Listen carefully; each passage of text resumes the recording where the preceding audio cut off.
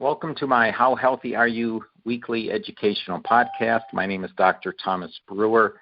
I'm a PhD chemist and nutritional blood microscopist. This podcast is going to be fourth in a series for longevity, and it's going to be about sleep. Today is December 13th, 2021, and this is podcast number 111. So starting with sleep, it turns out you either sleep right or you die young. It turns out lack of quality sleep absolutely rapidly accelerates aging. And so what I'll be talking about are things you can do to promote sleep, quality sleep, and how important it is. So it's an essential strategy to protect against aging in order to sleep correctly. That's what you need to do to protect against aging. So an example, if you eat something sugary late at night, your body's insulin response is not going to be as effective as usual. So you get a blood sugar spike because you ate something sweet, and then you get a resulting crash that triggers the release of adrenaline. Well, that'll keep you awake till probably 1 to 3 a.m., meaning what you eat before bed can really derail your sleep. Another item is if you get less than 6 hours of sleep, the hormones that control how hungry or satiated you feel. So you may have heard of these hormones. One's called ghrelin to see how hungry you are, and then leptin, and that's to see how satiated you feel. Well, they end up working against you. The ghrelin makes you feel hungry, so the ghrelin increases. The leptin, which makes you feel full, it decreases. So it's very difficult for you to feel satiated. So this is a big reason that sleep loss leads to obesity and all of the other health problems that go with obesity. When you're asleep, your brain undergoes a natural detoxification process. I've talked about this as cellular autophagy. Another way to think about this is you're washing the dishes in your brain. So there's this system in our head called the glymphatic system, and it clears out all the amyloid proteins. And these amyloid proteins, that's the beginning of Alzheimer's if they stay in your head.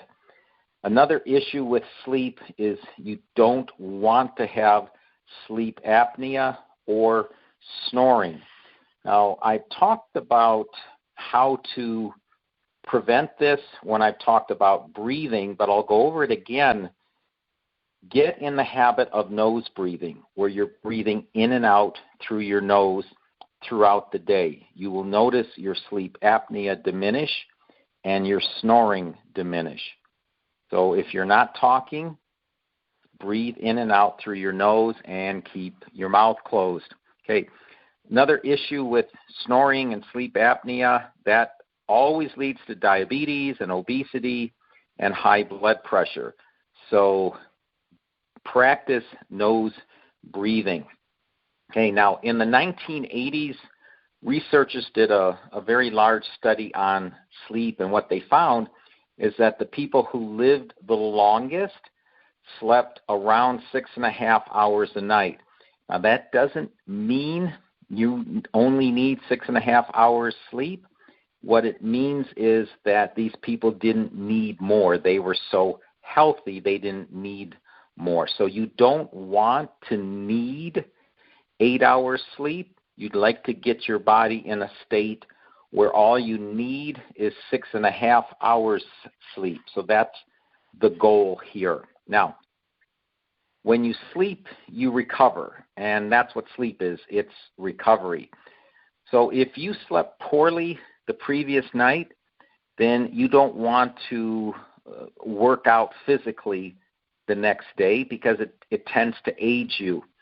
A high sugar meal also will mess up your blood sugar more than usual, meaning poor eating habits after a bad night's sleep will affect you negatively more so than it normally would. Even stress will affect you more negatively after a poor night's sleep. You won't always get a good night's sleep, but you may want to start thinking when you sleep well, you can stress your body physically more the next day. And when you don't sleep so well, you may want to focus more on stretching or yoga or balance type movements as opposed to strength training. So here are the basics. You always want to know what time you fell asleep and what time you woke up, and somewhat track this in your mind.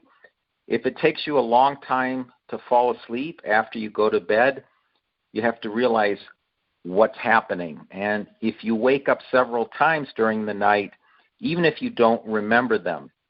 So we don't want to waste our night with light sleep. We really want deep sleep. And I'll be talking a little bit more about that later on. But these are the factors that determine quality of sleep. In a previous podcast, I gave some hints about what's wrong if it takes you a long time to fall asleep after you go to bed. And that's your mind. That's your mind working against you. And the trick here is to procrastinate your thoughts until the morning. Now, that serves two purposes. You're going to fall asleep, but also when you wake up, you'll stay awake because you'll have these thoughts in your head. There's nothing wrong with the thoughts. You're just thinking about them at the wrong time.